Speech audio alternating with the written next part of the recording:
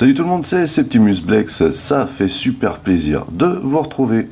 Aujourd'hui une petite vidéo rapide, ça ne devrait pas prendre trop de temps, pour vous présenter un Transformers officiel. Il s'agit ici d'une réédition par Hasbro d'Astrotrain, donc au format G1. Ça s'appelait la Commemorative Edition. Il me semblait que c'était Toys R Us qui était porteur de l'exclusivité de la distribution de cette pièce. On regarde tout de suite la boîte. Alors, boîte très sympa, très stylée. Donc on reconnaît bien ici, l'entête Transformer. Voilà, donc une petite étiquette pour nous prévenir ici que ça peut prendre des coups, mais bon, franchement, c'est pas un truc de ouf. Ensuite, ici, on a donc H+5. On a une espèce de petit estampillage brillant ici. J'imagine que c'est pour nous dire que c'est un produit officiel. Donc ici, on nous dit que ça change, ça se change, enfin, bien entendu. L'emblématique Astrotrain se change en navette spatiale, en robot et en train et inversement. Voilà. Donc ici on a une illustration d'Astrotrain, très jolie, et on remarque ici les couleurs noir et blanc, car bizarrement Hasbro, pour cette réédition qui date de 2012 il me semble, a choisi de le ressortir aux couleurs que Takara avait déjà édité lors de la toute première sortie d'Astrotrain au Japon. Donc voilà, plutôt étrange mais plutôt sympa finalement. C'est Hasbro ensuite qui a décidé de mettre du violet. Ici donc bien entendu la petite banderole, Decepticon Triple Changer, Decepticon Astrotrain, et là on voit Hasbro. Ici on a les 3 modes, voilà. Donc ça c'est très G1 ça aussi. En dessous de nouveau les 3 modes avec l'entête et l'étiquette. Sur le côté ici, on a donc l'entête toujours, le dessin. Sur ce côté-là, idem. Au dos. Alors au dos, on a une petite étiquette. Ça fait pas très G1, mais bon, ça fait, c'est plutôt sympa. Ici, on a toutes les tech specs de l'époque, avec les, vous voyez, c'est marqué avec des petites lignes rouges ici. On a la bio, fonction transport militaire, effectivement. Voilà, ici on a tout ce qui est date, adresse, contact, etc. Ici on a le Transformers Collectors Club de l'époque, preuve d'achat. Et puis ici l'étiquette chinoise ou thaïlandaise, je sais plus où est-ce que je l'ai acheté, mais ce n'était pas en France bien sûr. Par contre ce qui est dommage, c'est que l'étiquette est placée en plein milieu de la superbe illustration G1 qu'il y a au dos. Et donc quand on l'ouvre, voilà la présentation, très sympa. J'aime beaucoup la présentation en mode vitrine ici. On peut voir ici à l'intérieur Transformer. Au fond on a un énorme logo Decepticon, salut. Et ici on a toutes les autres pièces qu'ils ont ressorties dans ce line-up.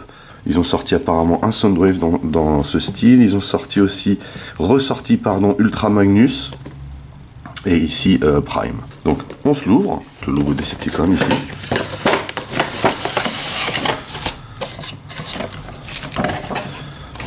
Donc voilà comment c'était fichu à l'intérieur. Avant d'aller plus loin, on va tout de suite regarder ce qu'il y avait dans le petit sachet de doc. Donc voilà, petit sachet à la bonne taille, c'est cool. On a ici donc la notice de transformation et on l'a plusieurs fois. Vous voyez. Donc ici on l'a en version anglaise, noir et violet à l'ancienne, et au dos rien. Voilà. Et on l'a ici en japonais.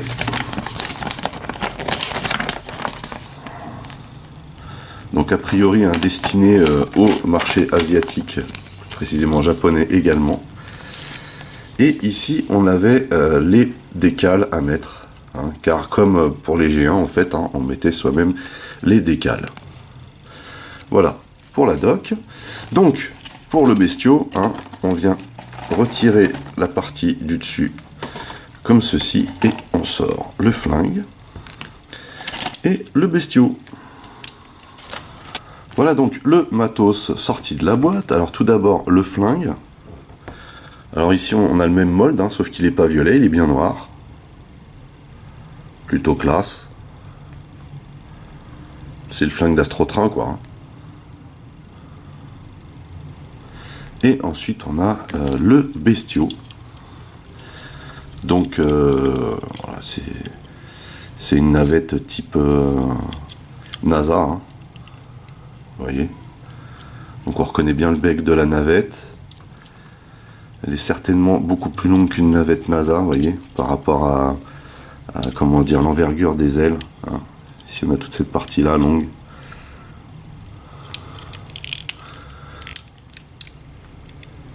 Alors on retrouve hein, le poids de comment dire de ce qu'on pouvait avoir quand on était gamin. Hein. C'est juste les plastiques qui sont quand même un peu de moins bonne qualité hein, qu'à l'époque. Mais sinon donc on doit avoir des parties métalliques quand même dedans parce que il pèse son poids ce petit truc là. Donc ça fait juste trop plaisir. Voilà. Donc je tiens à dire hein, que c'est à mon fils, hein, c'est pour ça que bon, il a joué avec. Donc, mais je me suis dit que ça serait sympa de vous le présenter. Vous voyez à l'arrière, hein, les 3 réacteurs. Et puis quand on le retourne, hein, voilà comment c'est foutu en dessous. Voilà, donc c'est Astrotrain quoi. Hein, le légendaire Astrotrain. Excellent. Donc pas de stockage d'armes, hein, on est sur du G1, ce qui est tout à fait normal. On va d'abord le transformer en train, je dis pépère. Donc pour ce faire, alors petit détail, hein, on a bien sûr, vous voyez le petit autocollant là qui normalement ne fonctionne qu'une fois sur 1000, mais a priori avec moi ça devrait fonctionner. Vous voyez, pour faire apparaître le logo de la faction, en l'occurrence ici Decepticons.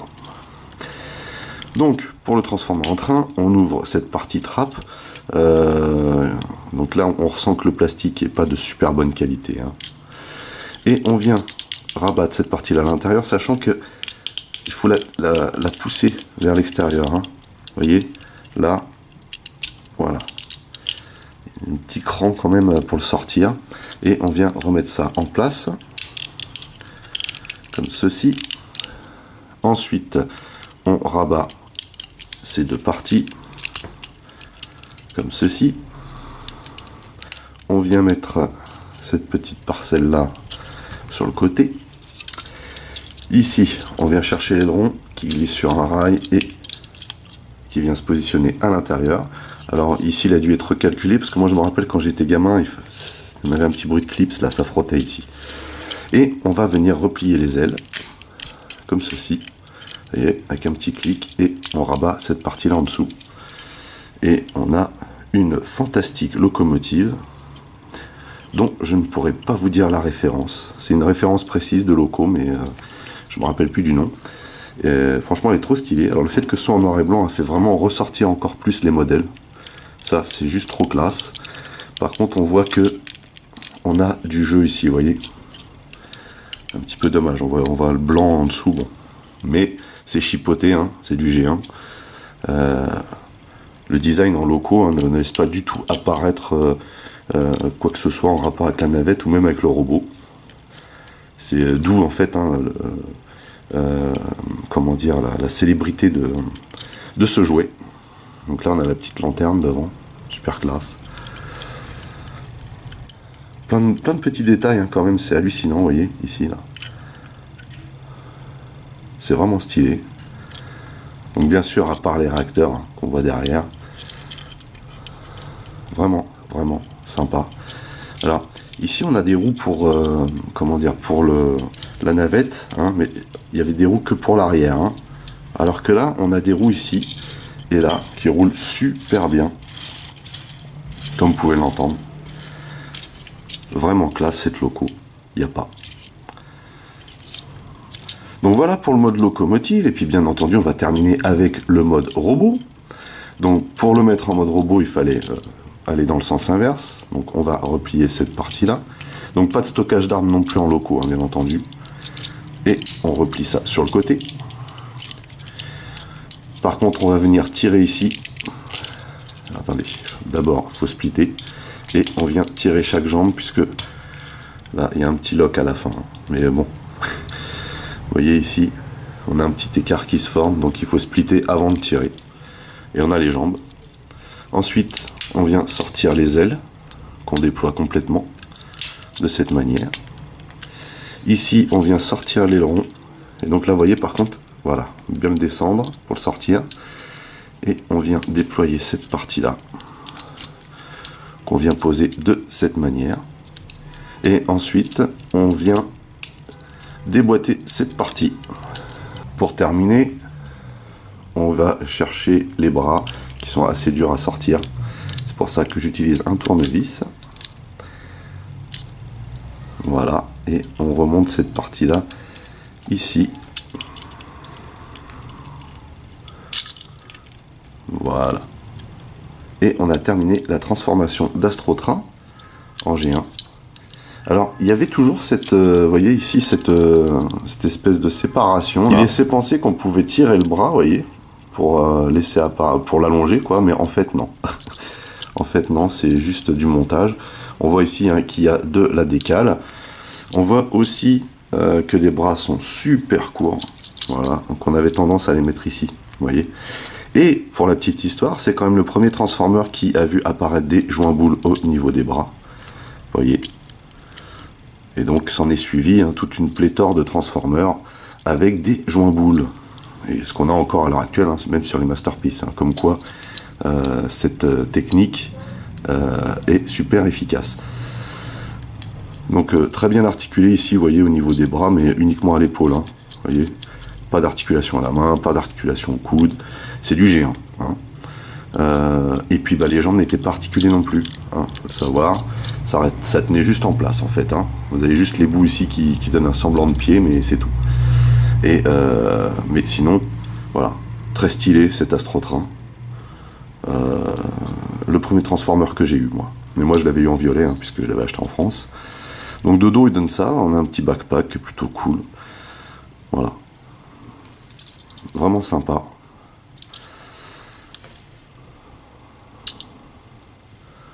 J'aime beaucoup dans cette couleur, hein. Il est vraiment stylé.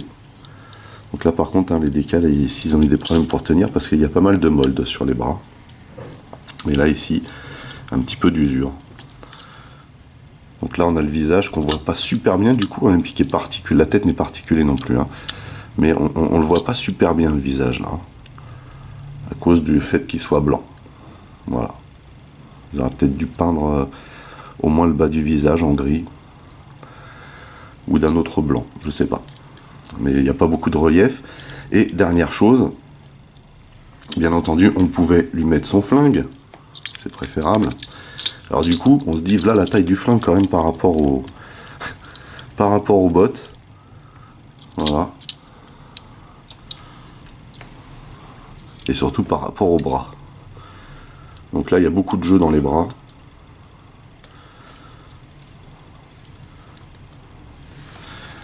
Alors vraiment plutôt sympa cette réédition. Hein. On retrouve quand même pas... on n'est pas au top de la qualité qu'on pouvait avoir à l'époque. Mais malgré tout, on retrouve bien les différentes parties. Hein. C'est uniquement les plastiques qui sont différents. Pour le reste, que ce soit les plastiques durs ou les parties métalliques, on sent qu'elles sont là. Voilà. Bon, c'est juste le plastique blanc. Je me demande si c'est pas inhérent à ce plastique blanc justement la problématique. Mais en tout cas très très sympa cette réédition. Ça m'a fait très plaisir de vous présenter cet Astrotrain G1 parce que moi je suis absolument fan de ce Transformer. Voilà. N'oubliez pas hein, que vous pouvez lâcher des commentaires dans la section du dessous. N'oubliez pas non plus de mettre un pouce en l'air pour contrebalancer avec ceux qui mettent des pouces en bas. N'oubliez pas non plus de partager mes vidéos, hein, ça me fait de la pub. Pour les nouveaux, n'oubliez pas de vous abonner à ma chaîne. Vous pouvez aussi checker toutes mes autres revues, Mass, Transformers, Micro Machines, X-Wing, etc., etc., etc. Et aussi hein, ma nouvelle section internationale pour les Masterpiece, hein, si vous voulez voir les transformations dans tous les sens. Ça peut vous intéresser. En attendant, je vous donne rendez-vous à très très vite. Portez-vous bien et à la prochaine. Allez, bye bye.